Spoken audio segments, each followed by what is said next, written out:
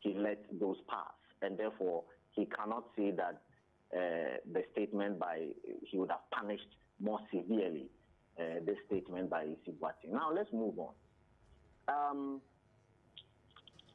We are practicing animal farm. The High Commissioner has said that he didn't speak well, that his views do not represent the views and character of our government, and etc., and therefore has apologized. So I don't think that we should even be debating the question whether indeed that is the case or not. And sometimes, quite frankly, without sounding like justifying the things that he said, because of course he himself has acknowledged that they were wrong, but of course he's talking to TESCON people and so on. And of course, in that context, he would want to say things to them that will make them excited and so on. So quite frankly, I don't think that he meant what he was really saying, even hook, line, and sinker. Even so, does it not make it even more dangerous, the fact that he was addressing future leaders and giving the impression that leadership is about favoring your friends? I mean, is that not even worse if you consider the audience he was addressing? Well, I don't think that it was worse. I don't think that it was worse. If he was discussing it with the general Ghanaian population, that's why I said I didn't want to continue in this trajectory, because then I would look like I'm defending what he said. It's indefensible. Maybe I should just leave it here before people misconstrue to mean that I'm trying to justify. He was wrong. He has apologized. We believe that the wrong that he committed does not warrant a sack, as others are saying, because of course there are gradations of wrong and there are also gradations of punishment.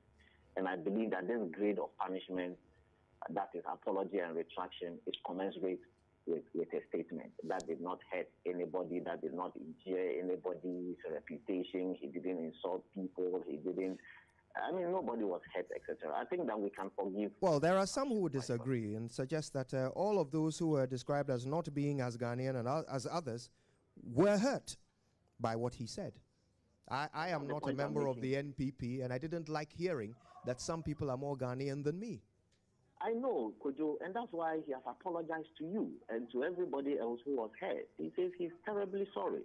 It won't happen again. That's all. What else is supposed to be done? The deputy minister for Agric, for example, who described certain ethnic groups in some way, apologized, and beyond the apology, resigned, because he thought that, look, the apology was not quite enough because people were hurt. But I think that this statement, quite frankly, an apology suffices. And I'm begging you, if you feel hurt personally, that please forgive him. He won't do that again. I want to thank you for your time. I wish we could go a bit more into this. It's obviously an interesting discussion. We'll have to make a bit more time later for it. But right now, I can't thank you enough for your time with us this morning. Mr. Mustafa Hamid is the Information Minister for the Republic of Ghana. I think we can now settle into today's agenda, the reason why we're here. Mama V. Yeah, before that, Kojo, let me just wish two special people in my life a happy birthday. First to Ekia Ampofo, an amazing woman with a beautiful soul. From your kids, your mom and dad, and from me, Ekia Ampofo, happy birthday to you. Also, Frederick Ashiagbo, a.k.a. Tampico, happy birthday to you as well. Well, how lovely. And indeed, I have a birthday wish as well, which I'll have to dig out of the archive somewhere and share a bit later. But right now, I think we're ready to get into today's agenda. Yes, we are. Just to, set the tone, a little bit about this Livelihood Empowerment Against Poverty program. We call it LEAP. It's a social cash transfer program that provides cash grant to extremely poor households across the country. We'll get a definition of extremely poor. I'm interested because it's not everybody that qualifies to be a part of this program. Let me just introduce to you our guests who've joined us here on the show. Maxwell Kunyam is Program Specialist, Social Transfers with UNICEF. Good morning to you. Thank you for your time. Also, William Neuni is Deputy Director, Livelihood Empowerment Against Poverty. You've actually been running this from the beginning, 2008. That's true. Thank you. All right. So it will be fair for you to explain what extremely poor means. Okay. Thank you very much, Mama V and Kojo. And thank you for giving us the opportunity I want to say good morning to the viewers of JoyNews and then Joy FM. This is a very important program. To put it in context, what is extremely poor? When we talk about extremely poor in the layman's language, we are meaning somebody who is unable to fend for himself in terms of nutritional requirements when that household or individual gathers all income of that individual for a day. So you are unable to feed yourself with all your needed income for a day, then you are considered extremely poor. That is different from poor. Poor has to do with individuals or households that are unable to meet the basic necessities of life, which we all know: food, clothing, shelter, among others, education, and so on and so forth. But with the extremely poor, we are looking at a household that is unable to meet its nutritional requirements if all the income of that household is gathered. So in this layman's language, that is extremely poor. Yeah.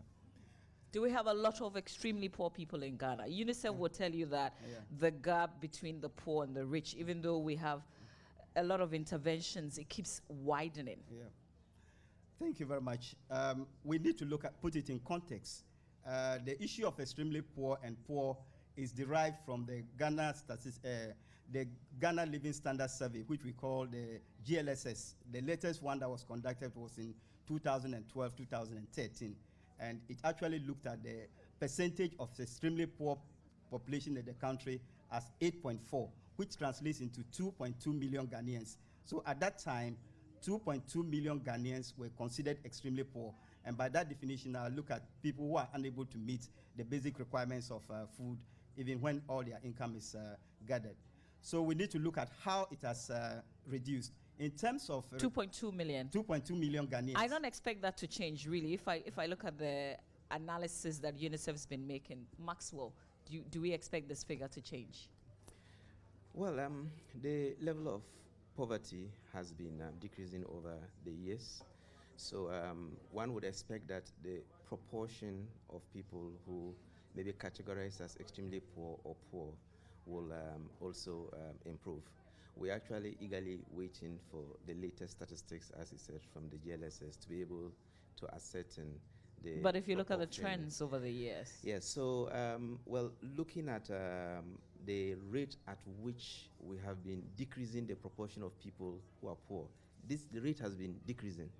So we're more successful in bringing many more people out of poverty in the past. So given the fact that the rate is reducing, we anticipate that there will be a fewer proportion of people who are in poverty, but the rate at which we were expecting this to have been achieved is reducing. Yeah. Now, it's quite interesting to look at the figures. Over the past few years, we reduced poverty by 50%, according to these figures, which is encouraging. But you've got to ask yourself, if the gap is widening, however, we're reducing the numbers, should we simply not keep doing what we're doing? Eventually, 50%, won't it become 100? Good. There are two dimensions to the problem. The problem, one dimension of it is that a quarter of Ghanaians are poor. That's a serious problem. And that quarter are people who are not in a position to contribute to the development of the country. Beyond that problem, you also find that there is a widening gap between those who are poor and those who are rich. So you would see the two dimensions of the problem that need to be addressed. On the one hand, you need to deal with the quarter that is poor. On the other hand, you need to make sure that the rate at which you are helping that category or the targeting of the services are such that it can help that category to catch up, with the rest of the population, or with the upper quintiles, as we usually call it, the upper portions of the population. So we need to focus on both dimensions of the problem, the poverty as well as the inequality. Now, we're here in La Apapa. There's something unique about this particular location. Okay, examples of poverty are all around us. Lots of LEAP beneficiaries right here. But literally across the road is the picture of affluence. La Boni, one of the most luxurious suburbs of Accra. Explain to me how a person can remain so poor, an arm's length away from some of the richest Ghanaians. Thank you very much, Kojo. Here we are looking at the extreme poor. you quite mentioned because about the figures. One of the things we should also bear in mind that in as much as the level of poverty is reducing, like Maxwell has said, there are still inequalities. If you look at the northern part of Ghana, poverty levels in the Upper West region, for instance, is as high as 78%, while in the Greater Accra region, it's about 23%. Whether we like it or not, there are still segments of the population within the urban areas. So we also call something urban poverty. So these are the category of people that we need to target. Whether the interventions are making any impact or not, it will have to depend on the targeting mechanism. And like we mentioned earlier, in 2010, the World Bank did a study of a well-targeted program, and the LEAP program came as 57.4% of targeting mechanism, then followed by the National Health Insurance Scheme. So what I want to say is that there is the need to continue this intervention, but we need to narrow down. I'm also aware that the ILO, International Labour Organization, in conjunction with the Ministry of Finance, did a rationalization study of poverty interventions in the country. There were as many as 44 social protection interventions, and they have been scaled down to only 5, because these were the ones that are actually making impact on them. And if you care to know, it includes the National Health Insurance, the LEAP program, the school feeding program, the labor-intensive public works, and then the capitation, and then free exercise books, and then textbooks for children. So what we need to do is to focus more resources and then the targeting mechanism so that it can make an impact. Also to mention about the reduction. In 2005, when the GLSS 5 was released, the poverty of the people were 3.6 million Ghanaians. And then in 2013, the GLSS 6, it reduced to 2.2 million Ghanaians. We are yet to hear about the next round of this. So that's what I can say in connection with the reduction in poverty and why we need to continue with the interventions. Yeah. Now, the statistics paint quite a picture, but I want us to look at the reality of it. You know, let's go down to the individuals. Okay. In this house behind you, there's a family. Yeah. This family, most likely, if they fall under the extreme poor, cannot put together all of their resources to fix one healthy meal. So how is this possible here? When across the road, there are people whose children go to GIS. That's true. Okay, so what is it that is the barrier preventing this family from accessing all the things that will elevate them from poverty to some semblance of self-sustainability? Or why can't they get good health care here in Accra? Why can't they have access to good education here in Accra? Why can't they find a job that will earn them enough to fix one good meal a day here in Accra? Good. Kojo, the question you asked actually depicts the reason why there has to be a conscious effort to address poverty and inequality. Because inequality is self-perpetuating, and unless there's a conscious effort.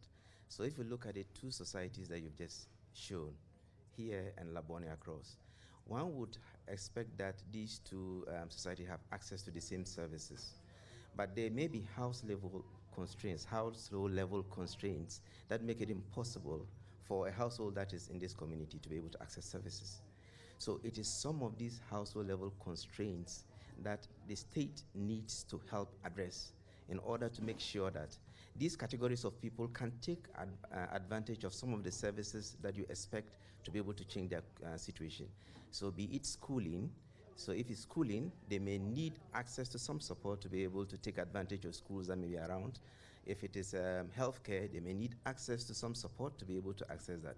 And that is the role of programs such as the LEAP program, because it becomes a conscious effort to assess that category that you cannot assume will be able to take advantage of all the services that the state may provide in a particular location, and assume that once these services are in this location, every category, every citizen will be able to utilize and improve their situation. Yeah. That's why programs like the LEAP program, which target the very poorest and the vulnerable populations, have the potential to assist them to be able to utilize some of these other public services that will be able to get their situation improved. So I'm wondering, William, how much exactly do we give these beneficiaries? How much do they take away?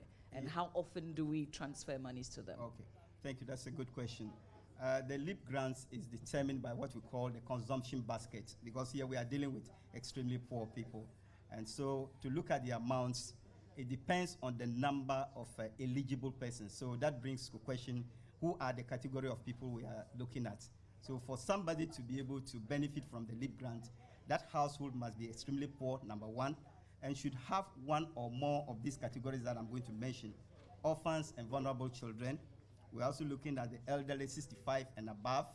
We are looking at persons with severe disabilities without any productive capacity. And then the last group that we've added are extremely poor pregnant mothers and then children less than 1 year. It should be noted that the grants have been increased over time. In 2008, when the program started, we had grants as low as 8 Ghana cedis. And then this per household. Per household, per month. Yeah, per month. So when you add it for 2 months, that is 16 Ghana cedis. Then looking at the economic situation, the inflation, the grants were increased in 2012. The latest grants I'm going to mention to you has to do with 2015 September. That's when it was increased. The grants are paid bi-monthly. Every 2 months, the grants are paid. So the household must have one. When I say one member, I'm not talking of the number of people, but I'm talking of the number of those categories that I've mentioned earlier. And for one household member for the 2 months, is 64 Ghana cedis, which translates to about 32 Ghana cedis. How many people are sharing that 64? Well, the household side, according to the Ghana Statistical Service, is 4. So in some households, you may have 4, you may have 2, you may even have 1. But the criteria for the determination of the grant is dependent on the number of eligible. So if you have 1 orphan, then you get the 64 Ghana cedis. Where the household has 2 members, not just ordinarily the members of the household, but 2 eligible people, then it's 76 Ghana cedis over the 2 month span. And then 3 members is 88 Ghana cedis. 4 and above is 106 Ghana cedis. 4 because the GSS, which is the Ghana Statistical Service, put the household size of the country at 4. So even if you have 10 people who are disabled in your household, or 10 orphans, you still receive that. So that is what they receive within the period. So like I've mentioned, the grants have been increased based on the economy of the country. Things have changed. What maybe 10 cities could do or 8 cities could do in 2008, the dynamics have changed. What's the expectation? I'm wondering, Kojo, when you give somebody 64 Ghana cedis for a period of 2 months per household, what do you expect them to use these monies for exactly? Yes, that goes straight into the definition of the LEAP program. The objective of the LEAP program is to increase consumption and nutrition among the extremely poor and link them to complementary services. So basically, we are looking at these grants to stabilize them in terms of their consumption, because the households have been targeted because they cannot meet for one nutritional meal, which I've already said. So the first thing is to make sure that you receive these grants, that you take care of your nutritional requirements. Then the other things follow. So as maybe we progress in the conversation, it will come to light that some of the beneficiaries have not only used the grants for food, but they have gone into other forms of investment. So that is what I can say. So the expectation is to make sure that households have that. And then the other complementary services like the National Health Insurance Scheme, which makes it mandatory and then automatic. Once you are on leave, automatically you are registered free of charge under the NHIS. Yeah. Now it's interesting. We've talked about what you can do with 64 cedis for 2 months, but also I'm wondering about the definition itself. This is a social intervention. By definition, it's an intervention. You are intervening for a while. At some point, you ought to be able to exit and leave something sustainable. That's true. But this is targeting people who, to be perfectly honest, are in the least suitable position to change their circumstances. A child, an orphan. Well, it will be a long time before an orphan becomes productive. Okay. Someone over 65, when are they going to get productive? Okay. A pregnant mother who is ill. Or these are all people who you can't really expect them to take what you're giving them and turn it into, you're not teaching them to fish here. You're giving them a fish. Okay. So the question is this. Are you expecting to continue LEAP in perpetuity? Or is there something that will take communities like this out of poverty? Okay. Thank you very much for that question. This question has come up a number of times. What are we doing about the beneficiaries on the program? Are they going to be on the program perpetually? The question is no for some of them. Some of the beneficiaries will naturally be on the program till they die, because looking at people who are 65 and above, they will definitely don't have any support, persons with severe disabilities. But we are looking at the orphans and vulnerable children. an orphan and vulnerable child is defined as somebody who has lost one or both parents and therefore needs support. So in that particular case, the orphan will graduate to become an adult. And what we need to do to be able to graduate these people, or maybe let them out of the hook of LEAP, is to make sure that we include other productive inclusion activities so that these beneficiaries can benefit from that and stand on their own. So I want to, direct answer to your question is that some of the beneficiaries can be graduated, and they are the orphans and vulnerable children. But we should make a conscious effort to what? Put them into productive activities so that they don't slide back into poverty, because evidence across the world also shows that where graduation has not been well thought of, they graduated the people because they hit the 18-year mark, and then they slided back into poverty. I've got a follow-up question on that, but I want us to throw this question back at our audience because we've got a beautiful audience here with us. Good morning. Thank you for joining us on the ground. So I want to ask any beneficiary of this program, what can you do with 64 Ghana cedis for 2 months? And Kojo, I'm taking over from here. I want to speak to the audience, and then most of them will speak Ghana, but I'll translate to English for our viewers who may not understand the language. So, if I name Ghana, well, if you 64, CD in your mind, ikpa ke edwana ke hanye, it's on yellow. If I am emergency or no, court on your bluff, your bluff. Good morning. Noni tawo ni ma wiye kekejake. In bemoko ni a benefit kejene keshkane. Ni ke ukwa wa situation ne. Many dollar ne kena ha mene keshkane. Moko ya ni tafra che ikule ba shele. Moko ni tafra che ikule shele. Moko ya ne ba nye kechuni. Moko hu to ame yuo moko ya ne nye kechuni. Shi imbeshu akena kanshika enyo show ame. Including ake ba anye ne kechuni because eto moko neda gbojo mo fio e ba ya hospital enijeli potenche ekole shika anye hale noko ni e ba anye jile ne ba na hiwale gbomochu ya moko ye ne ye drugs le huno.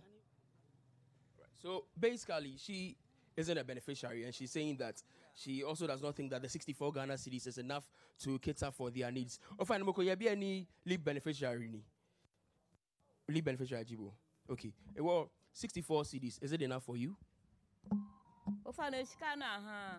Amamo. Skana ha. Esha noko aga 64 mi nika ha mi.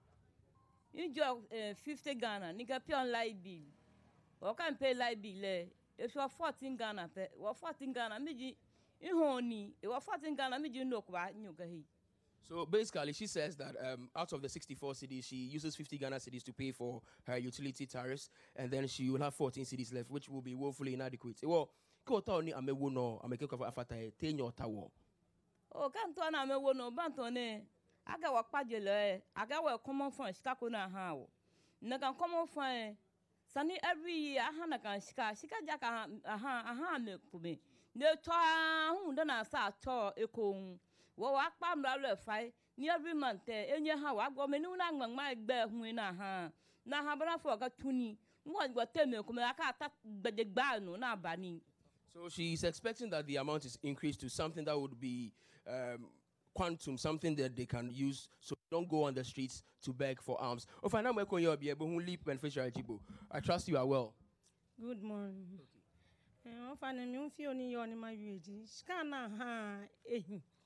Ewaye heko shi monwe efa wonta woni agbe shika yi boni afe nenye wame ija ke gbeken biye ameni yeli ke ame school ya ke ni biye keja ko die ne ke shika ne ko e fio shi on be kuma hu e ewa aja ke ka ke habo ne ke onyo ke ko pure school fees onyo ke ko fio no ko shi wonta woni agbe ija ke fa. Okay, so she is a beneficiary, and basically, for her, it's a bag of mixed reactions. She feels that there are times it comes in handy, it is inadequate, it is adequate, but there are times it's woefully inadequate. Oh, but mabibo, ke otaoni akeko afata ye, enye otaoni awono ke yashe. Oh, ka anya wono ne yashe to 2 million po efa. 200 cedis bianeshka mi.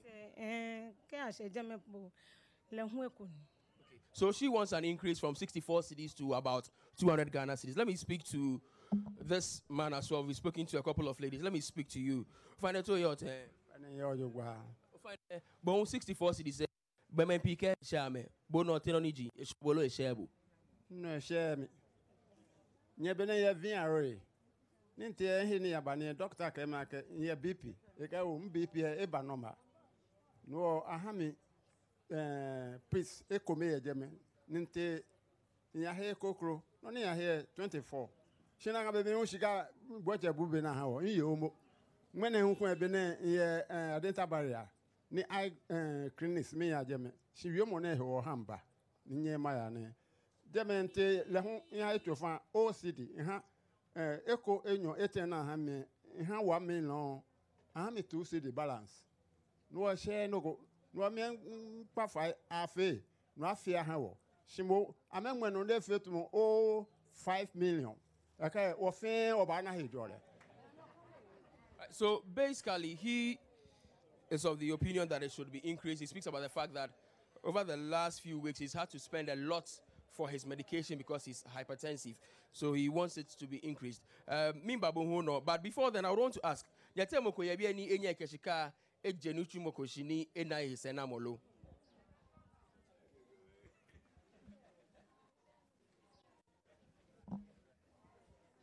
Fine, good morning. If you're me kwom papa. Hi papa ena ni mi kwole. Ni shika efa wabakpa fana ke fiwa fatahi eji akeshi ihi o ingbe chufa ni shika 2 months kwa ka ba fele 1 month we ka 2 months la ke fiwa fatahi an hawo eji ake ingbe nyofin every month ihi o chufa so lo ne kan right so lo ne kan left mi money kwole mi ipo ni inu chumo ehi no wo keja ba anya wa wo me ni wo ko me ko me yen to me ni hi o shika me ni ameje pa ke me na me na abanya wa wo me ni wo ko me Koni wanu chuma yano. Bona fe wanye woke kwame. Kwe ba ngona wa. Okay, so she uses what she gets from the LEAP program to take care of her sick father who has some visual impediments. Now she's asking that if you would want the money to come once every 2 months, she expects an increase. Other than that, she would expect that the money comes every month. It was kind of like boy. O apa no ni low bononi.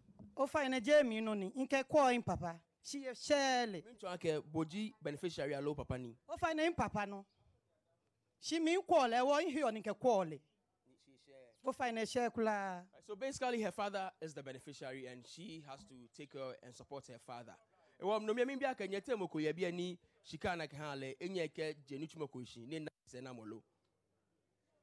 So I'm asking them if anybody here has started a business with the money and it's been beneficial, but from the looks on their faces, it's not like that. I'll come back to you, Mama V and Kojo, continue the discussion. Sure, and that's not surprising because since 2008, nobody has really graduated from this. We'll come back and talk about that. We'll come back also address some of the concerns and look at the possibility of an increment because that seemed to be what a lot of them are saying. But just to remind you, research from UNICEF shows that with 1 in 4 people still living in poverty today, growth is benefiting the richest people the most. In contrast, the poorest people are seeing the least benefits and struggle to develop their own livelihoods. One of the main reasons we're having this conversation today, Kojo. It's a sorry state of affairs. It needs to change. You're watching the AM show on the Joy News channel. You're listening to the Super Morning Show on Joy 99.7 FM. We're back after these.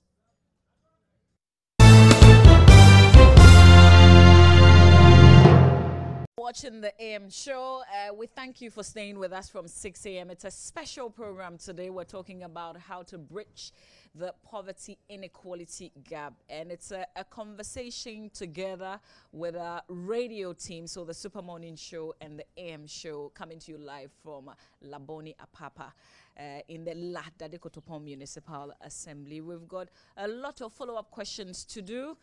We urge you to still stay connected, use our social media handles and get in touch with us.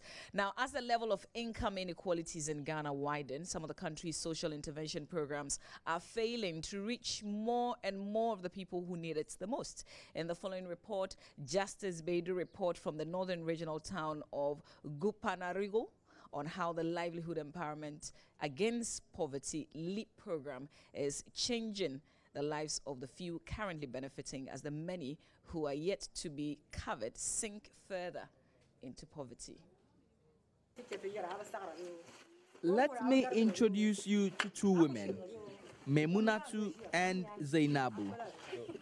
They are both widows in their mid-50s and live in a small village called Gukpanarigu, just outside the northern regional capital, Tamale. But what separates them? Memunatu was enrolled onto the Livelihood Empowerment Against Poverty program last year, months after she had lost her husband. She receives 106 cedis every 2 months. She is one of 31 people like her enrolled on the program in Gukpanarigu alone. When we were not in the LEAP, things were very difficult. Feeding was a problem for us.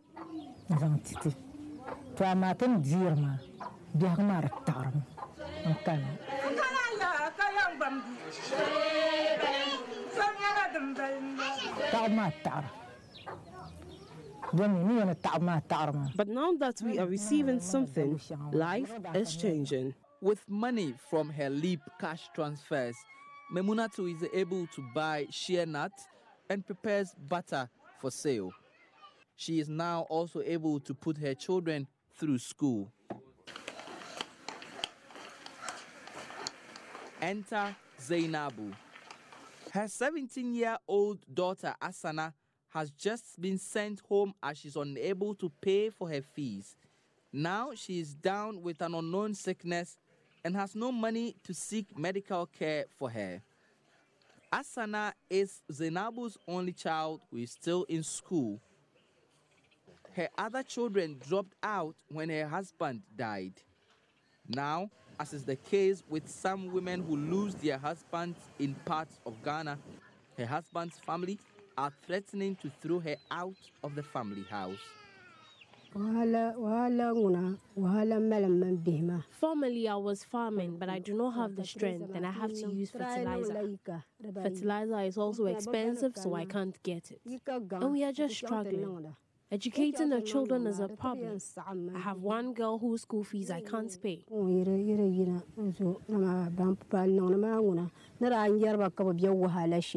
I have seen the other women who are benefiting and I see the changes in their lives. I want to change my life too. My elder daughter is back home sick. I can't take her to the hospital and I can't get her to go back to school too.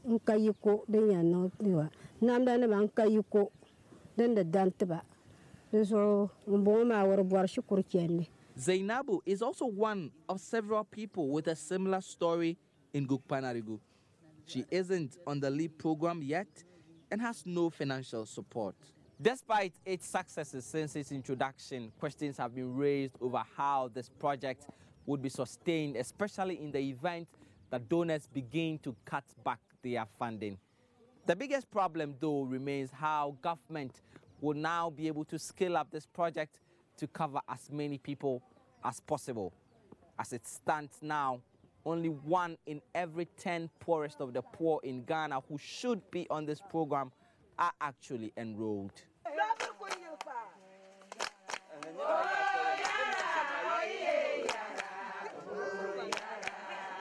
Introduced 8 years ago, the LEAP is a social intervention program aimed at cushioning the country's poor and vulnerable.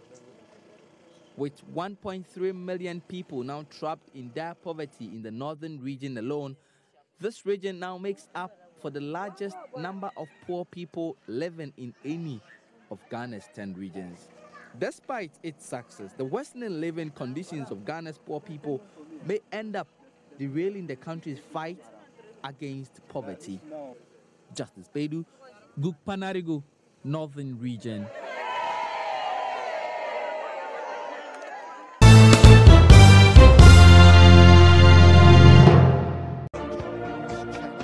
Live, and of course this is the AM show. It's also the Super Morning Show on Joy 99.7 FM. Thank you so much for staying with us. We've got a lot more to get through as we delve into the impact of the LEAP program in this, one of the most impoverished communities in the Greater Accra region. It's right in the center of the capital city, but it is filled with people who unfortunately must be described as extremely poor.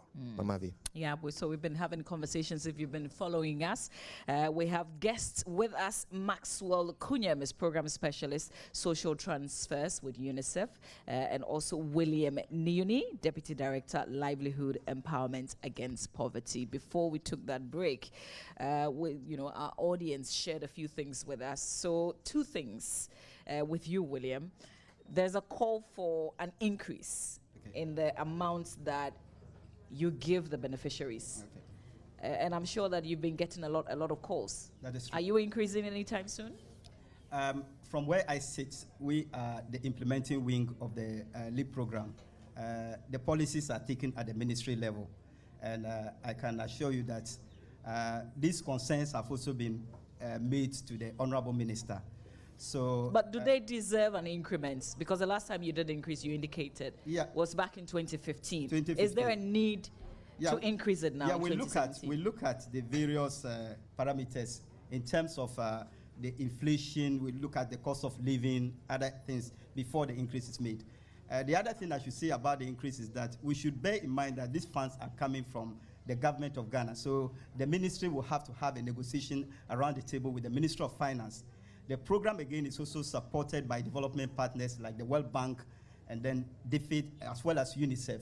So all these partners need to engage and then look at what is it that is wrong, with the level of grants that is given. Is it meeting the household consumption? I recall very well that in 2010 into 2011, before the grants were increased, it was estimated that the grants represented about 77% of the household consumption, which was very low. What it meant is that if the grants were to go on that trajectory, it means that it will not have any impact. So the grants can only be increased based on looking at the consumption basket of the beneficiaries, looking at the inflationary trends, but more importantly, having a conversation with the Ministry of Finance to see whether it can be able to accommodate this within the national budget. We are aware that within the next few days or so, within this particular month, the Honorable Minister of Finance will be reading the budget. So all these things will be captured, and it will be based on the budget. So Maxwell does a lot of analysis on this because of where you're coming from. Is there a need to increase? Good. The views of the beneficiaries here re-echo some of the findings that have come out from research. The current transfer levels for the LEAP households represent just about 16% of the household consumption. 1/6. 1/6. That's just about 6 days of food. That's the current transfer level. Now, evidence from other programs that have worked well, even within the sub-region, shows that you will usually realize some of the biggest impacts when you have the transfer constituting about 20% of the household expenses.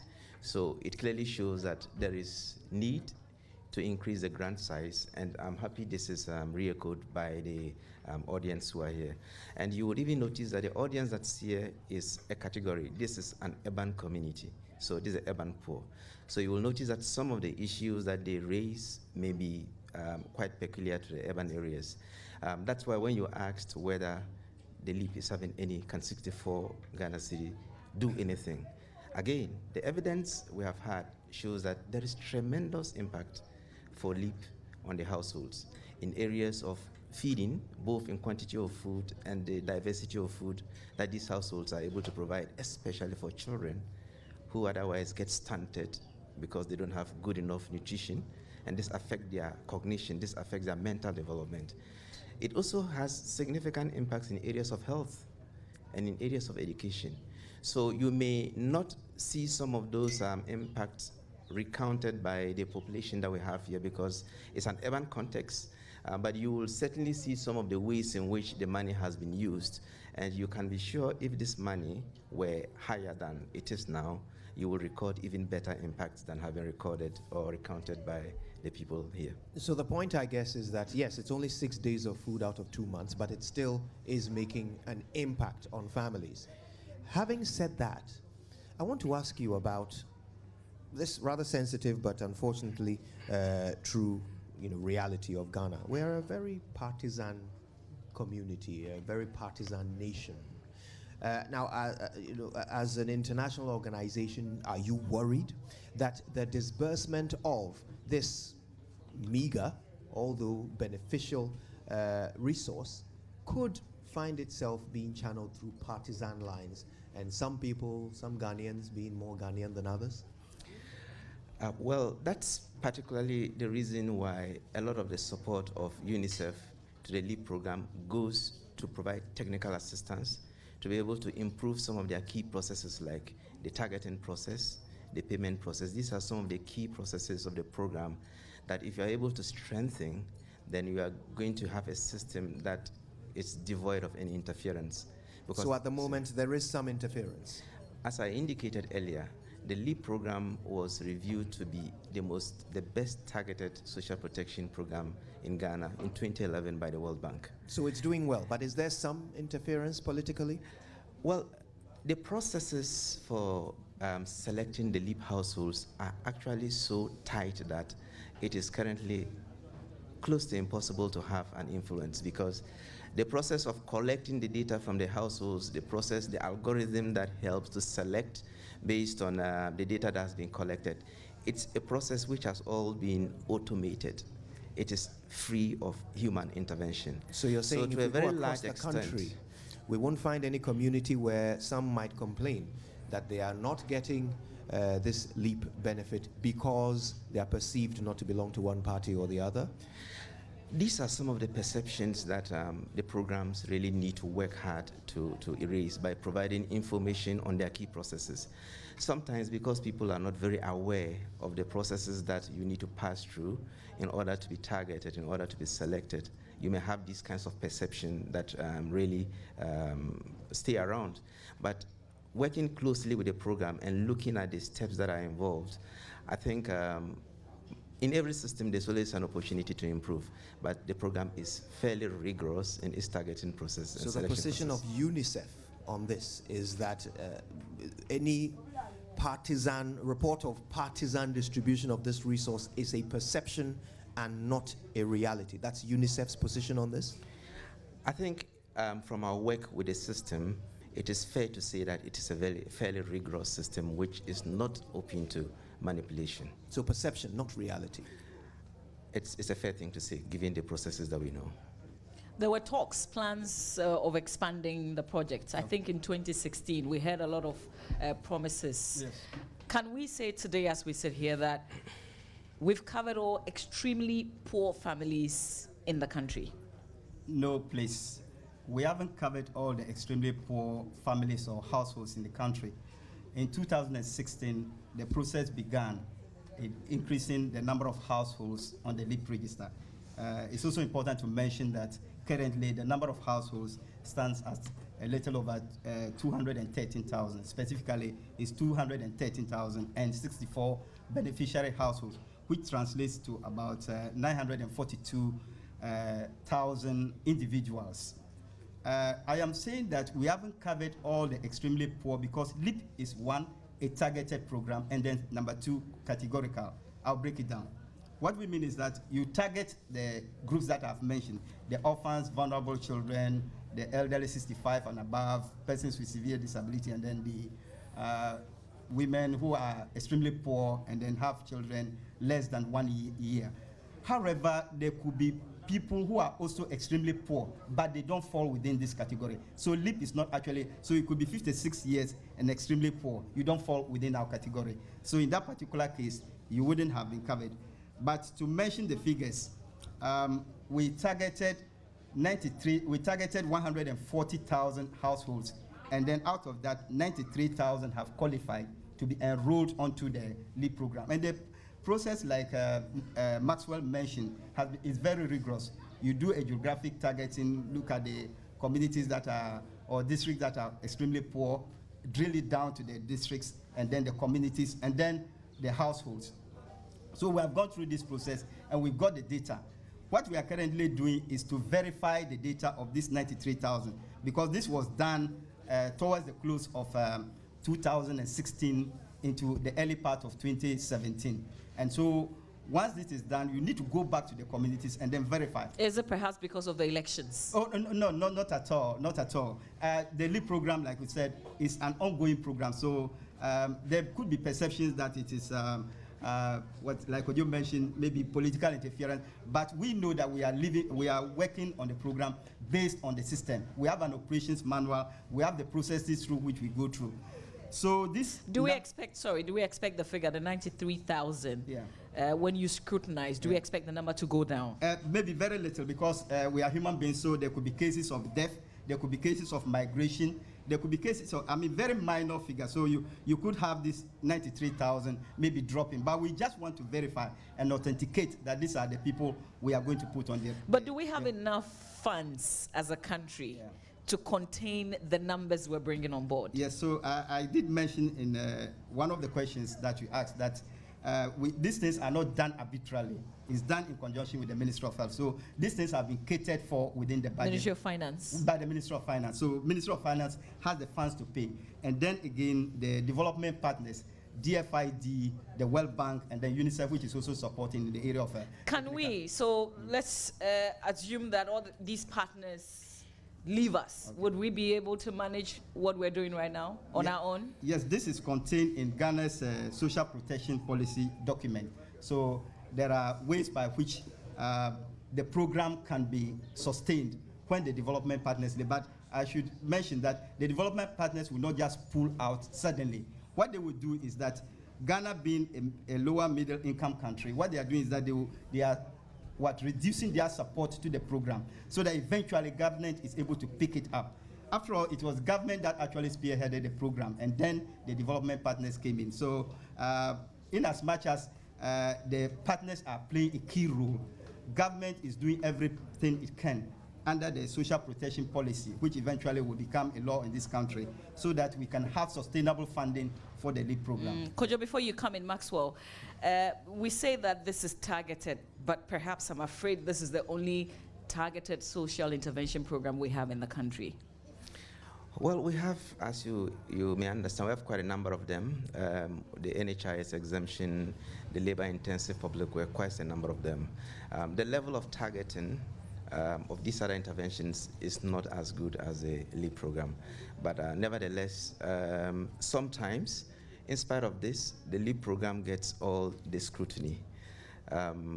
It's interesting to know that, for example, in 2014, just 0.5% of the country's GDP was spent on social assistance. I'm saying this in response to the question you asked, William, earlier, as to whether government has the ability to increase the funding for programs such as the LEAP program. If 0.5% of the country's GDP is spent on social assistance, if you consider other countries in the sub-region which spend close to 2.1% of their GDP on social assistance, then it gives you an indication that there is still opportunity, there is potential for us to prioritize programs like this. Yeah. All right. Now, of course, we're in Labone Apapa, and so we need to hear as much from the people of Labone Apapa as possible. So let's go across to Echo. Now, Echo, there's one particular thing I'm interested in, and I want to know whether there are any members of our audience who can now do certain things, thanks to LEAP, that they weren't able to do before they became beneficiaries of LEAP. How has LEAP improved the lives of any of our audience members? All right, so straight away I'll translate to Ghana. Well, ebiake nyate men come ebi ani dani nyabali program no me ni bi come ni nyenye fe bia na ni nyabali pe no nyenye fe olo. Ama change schedule no. I understand you have a special story to tell. Ama change schedule no. Ofa na wonye wo fio. Wonye wo fio di mineke ihon tea ke oats ke indomie. She mbafe be few July adumina loni bi cylinder kan di awele fenken. Shecha ni ba na lipska what be ni ba man lipska. Inyen ke start di bi few ni ka bon home. All right, so initially she was selling some stuff. She was selling tea, she was selling food in the evening, but she was beguiled. But later on she got onto the LEAP program, and so as a result of the LEAP program, she's now able to do the things she couldn't hitherto do. Ama bi eko ebi ani no me ni bi kuma ni no me enye fi ebi ane ni lipe ba enye fi olo. Okay.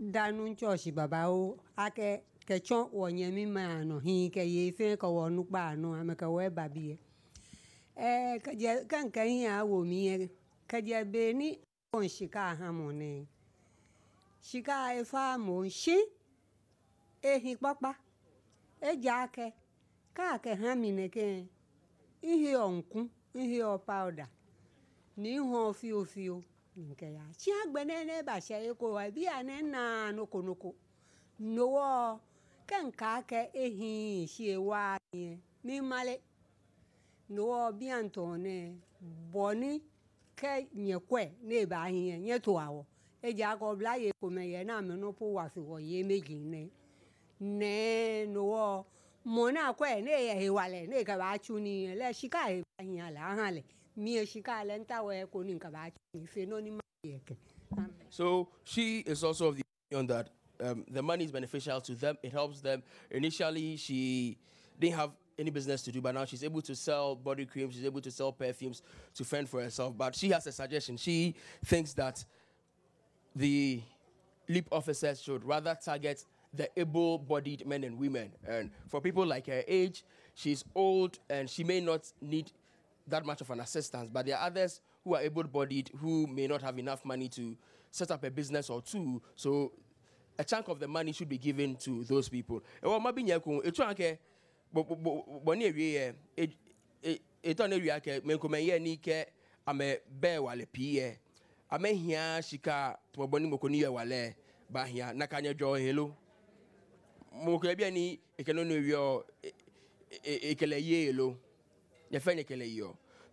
she has the majority of the people also supporting her as well.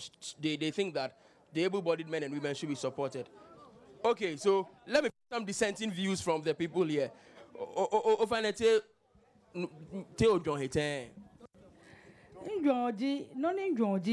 Shika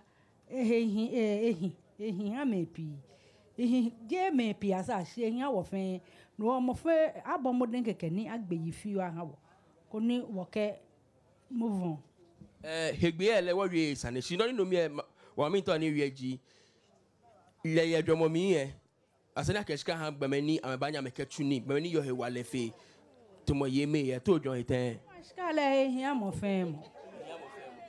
All right, so she also thinks that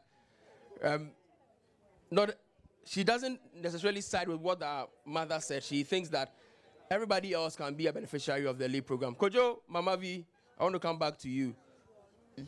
Okay, all right. Echo, speaking with our audience here on the ground. We're in Laboni, Apapa, and we're talking about how to bridge the inequality gap. We're taking experiences from people who are beneficiaries of the LEAP program.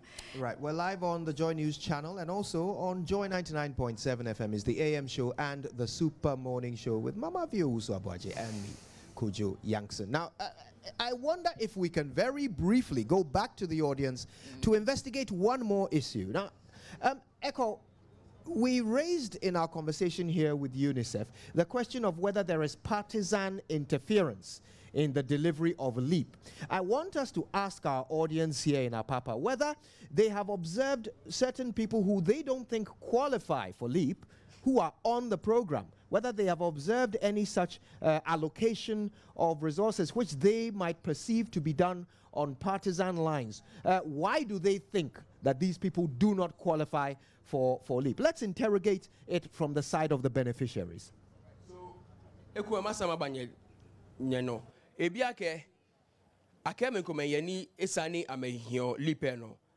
Ni ekole ni support your party na low party na wo akele wo lipe no nyete menkume na mokoni yona kanlo. So they are shaking their heads. According to them, they were thoroughly selected, not based on political affiliation. That's the kind of response I'm getting from them. Okay, somebody wants to speak. Let me get their views. Ofane dabi moko bemi ne ye party ko sane ake abaka abawa na wa no bla yoko yemi ne ko lokun afoni won yi okun afo abipi awusan abipi no hani sheka na ha kemoko ke sheka hin mo emale ehin shaka ne nye ke tuni tawo boni afe na kula wale mo ko e to store ke benishika abako ni no na hale na kan sane e wonu nshi no want to onaji mokoye ne kole mineke ni support your party na lo party na no wa kami woli pe mi ye ona eko na kan lo fane da bi je na kan kura so Kojo, what she says buttresses what we said earlier. They don't think that anybody has been selected based on his or her political affiliation. That is reassuring. Let's see if we have time for perhaps one more reaction from our panel before we take a break. Now, of course, the people around us are relying heavily on some intervention from government in order to put hand to mouth. But you've already heard one of the members of the audience make a suggestion towards sustainability of such programs. She considers herself to be beyond the age where she can take this money and use it to bring herself out of poverty. She asks if there is a possibility of refocusing some of the attention to those who can actually learn to fish, as we were saying earlier. Okay, you would notice that the LEAP program targets households, and in households you have children, you have adults, you have working people. So the beneficiary, the one who entitles the household to get access to the cash, may be an elderly person, maybe a disabled person, but this cash is going to contribute to improving the nutrition of children. It may be worthwhile to understand that many more children live in poor households. So even though a quarter of the Ghanaian population is poor, you have about 28% of children who are poor because you have many more children in poor households. So the contribution of this cash transfer to reducing poverty should not just be seen in the context of the elderly person who is old and may not be able, but it could be seen in how it is contributing to helping people to feed properly, to helping people to go to school, to helping people to go to hospital, which is human capital development. Do we monitor? Precisely, and that's why I was sharing with you, the evidence shows that it works. I want us to very quickly draw some attention to this important issue, and it's about the future, planning, something where we've very often been caught with our pants down. Who is paying attention to our population and how it is growing? Who is paying attention to how many dependents, those in the dependent groups of population are increasing? So are we having more of the under 16s increasing, more of the over 65s increasing, and being more of a burden on those who are economically productive? Who's paying attention to that? And how is LEAP reacting to those statistics? Good. It's a very interesting question, and that sometimes brings to the fore how the grant for a household is computed. From what William said earlier, you see that the grant may be computed on the basis of how many eligible household members and the eligibility criteria he had given earlier, elderly, orphaned, etc. But from the demographic transition that we may be observing in the country, you may observe that there are many more children or younger people who are coming into the population. And poor households may have increasing proportions of these categories of people.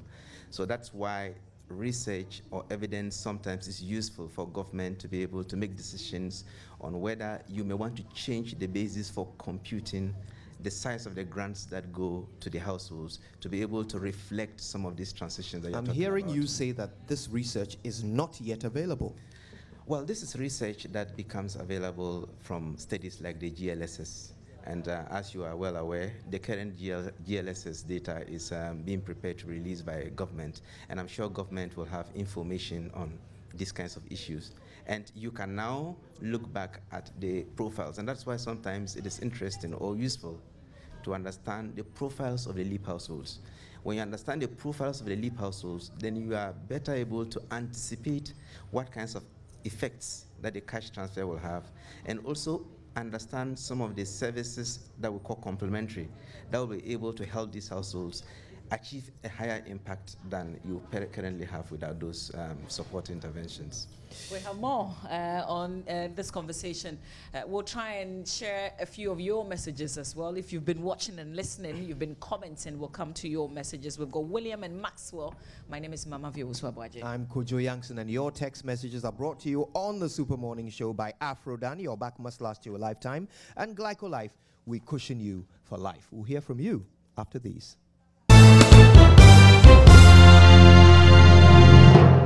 Partners who have helped bring this show to you today. Let's thank a few of them. First, I'll tell you about Glyco.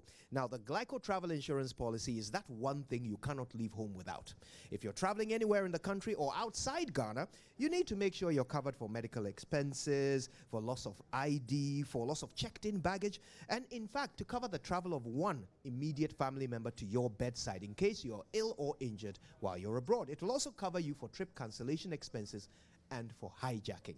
Call them on 020-2222-113 and let them help you plan for a peaceful travel abroad. Glyco Life, they cushion you for life. And anytime you hear our audience here at Labonia Papa is courtesy Save More is their speak out session on the SMS, the Super Morning Show. It's brought to us by Save More, Ghana's largest discount shopping mall. Save or shop at Save More. Unbelievable deals. And Nestle Cerelac now with Iron Plus.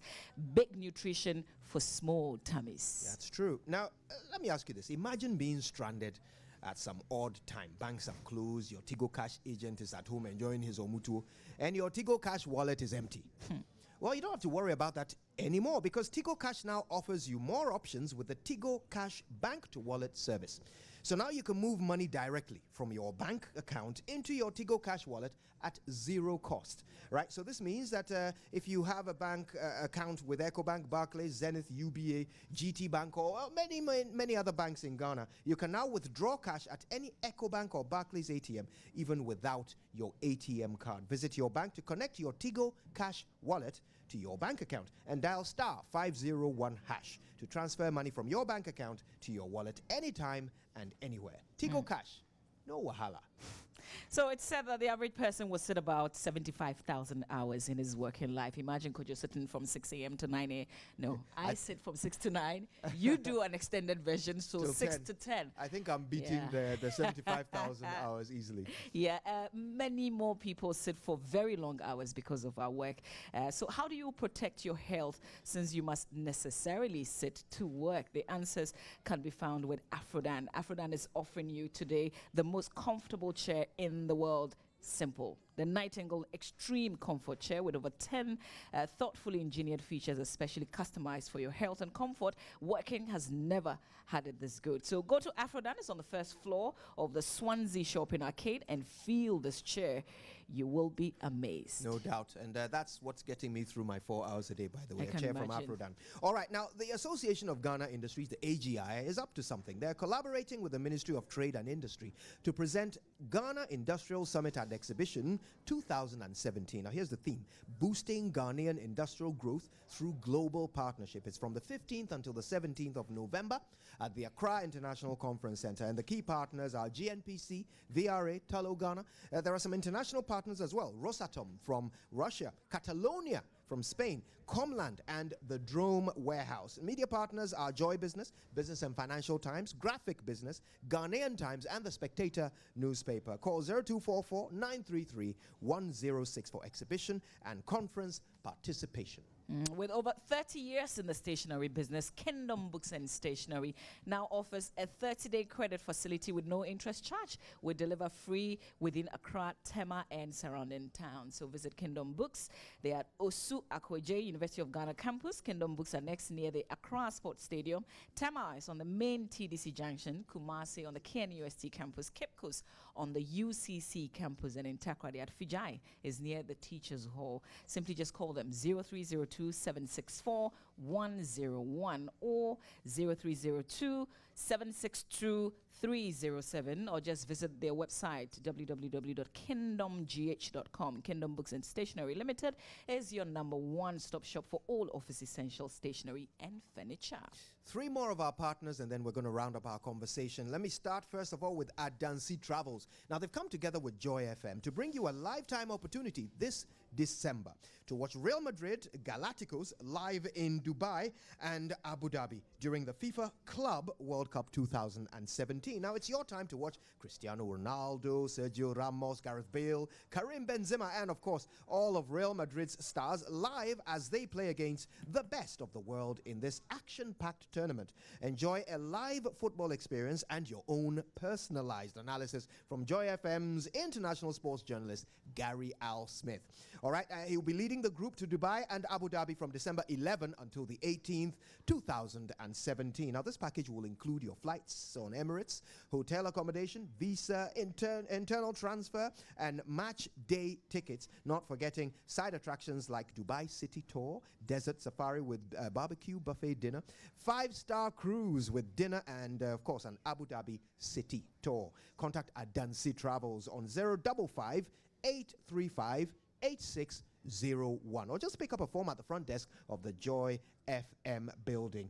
Book their early bird discount price of 1,850 Ghana cedis. That's it for all I've told you about, okay? Or go to adansitravels.com. Don't be left out. Let's go and count the goals live with Gary Al Smith. I think the icing on the cake is spending time with Gary Al Smith on that trip. Now, if you have a document... I would pay to do that in Ghana. Yeah, spend time with him. With Gary L. Smith, he's a great guy. Now, if you have a document to send to the UK, look no further than the world's #1 courier company. We're talking DHL Ghana Limited. From now till December 31st, 2017, send document up to 2 kg to UK and pay an incredible rate of only 120 Ghana cedis instead of 300 Ghana cedis at any DHL office or any of our retail outlets nationwide. For further inquiries, kindly call 0302-213-090, 0302-213-09027. DHL, excellence simply delivered. Now, Mama Vimoshawa, a wine, true or false? I do. Ah, I thought so. And no doubt you like food too. Well, not too much. But I do. You know, yeah. Too okay. much food is fine. All right. Well, delicious food and great wine is the toast of every memorable occasion. And Mama V has had many memorable occasions. Tonight, I'm sure will be one. Hey. And of course, Vin Africa International Wine Festival and Trade Show 2017 is back with Love at First Taste. A real foodie's paradise and amazing surprises are available for you. 10 vineyard owners from Italy, world famous Ale del Garda will churn out fresh pizzas in front of your eyes. And marquees of delicious food and wine will be available. DJ Nicky Cartel is on the turntables, and Sensational Wiala will be performing live at the beach party on Friday, the 10th of November from 7 p.m. at Labadi Beach Hotel. Now, there'll be bar cocktails, training, and wine tasting on Saturday, the 11th of November at Best Western Premier Hotel. And wait for it, a sumptuous dinner by Michelin-starred chef and dancing to Brantia Machidede on Sunday, the 12th of November at Labadi Beach Hotel. Listen, get your tickets now. That sounds from Joy like you. FM. What, dancing to like you. Amachidede? Sounds Yeah. like me, right? You eat the food, I'll do the dancing. All right, and this is, of course, available to you if you get tickets from Joy FM, Airport Shell, Bachona Total on Spintex Road, and Frankie's in Usu. You can call 0555 888 03.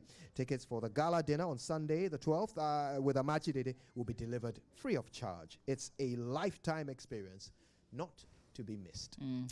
We're continuing and wrapping up in a short while our conversation on bridging the inequality gap. We've got Maxwell from UNICEF, William from the LEAP program joining us, and our audience as well. I think, Akol, you do one last engagement for us with our audience, because we want to know, we want to see how the link with NHIS is working. So how many of these beneficiaries are also on the NHIS? But before that, we want to talk about some of the myths. You say they are myths, but there are some people, let's face it, who believe that this essentially is encouraging people to be lazy, really, because you're giving them a fixed amount of money every now and then, and they would keep relying on it.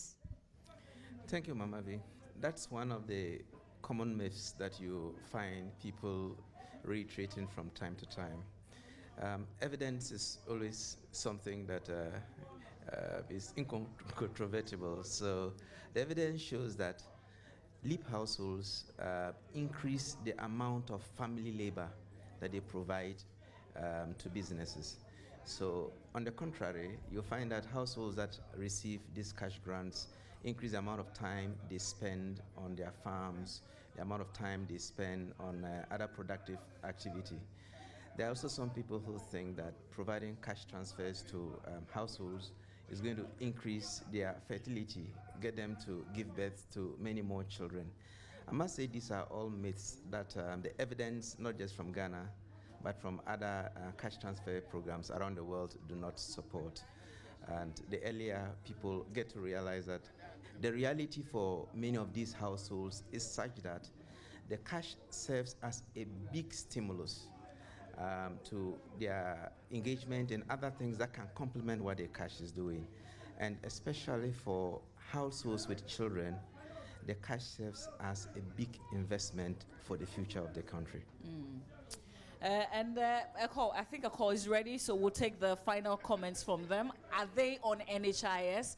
How is it working effectively? We want to know. My last conversation with the audience here. Well, I can't call you leap no NHIS free ni nakainilo. O fine free. In papa can kelete hospital le. No ba sha jebe no ba bi insurance lo. Kekenke anytime nin kleba hospital admit ole. Ka admit le ko le cho fine fio ko meni wo hio. E ko me ye ni ejala wa fio. No penny e ko le ba pa fine na kwaje ma wo. Even poka ye 2 months, alo 3 months due na jele because of insurance say wo impe noko. Cho fine bibi ko me ni won pa fa ni kun eje me akwa ha wo fio e ko me ye ni cover na ha ne cover fio e ha wo she have insurance le ehin ha wo. So basically she says that her sick father, who is a beneficiary of the LEAP program, is on the NHIS for free, just that there are times they may have to cater for the cost of some drugs that are not catered for by the NHIS. So Mama Vikojo, it's a wrap for me on the crowd. Okay, I think we'll give you the last say on this with the link with the NHIS. Thank you very much. And like we heard from the audience, the NHIS is an automatic inclusion for LEAP beneficiaries. In 2010, the ministry, then Ministry of Employment and Social Welfare, signed an MOU with the Ministry of Health, and that makes it automatic for all LEAP beneficiaries. Not only the caregiver, not only the one taking the grant, because we have established that LEAP is a household grant. So all members within the household that are considered poor, they are registered free of charge onto the NHIS, and then the renewal of their cards, because the NHIS card is valid for a certain period of time. So when the time of expiry is due, within maybe 1 month to expiry, these cards are sent to the National Health Insurance Authority or National Health Insurance Scheme in the various districts, so that they are renewed free of charge.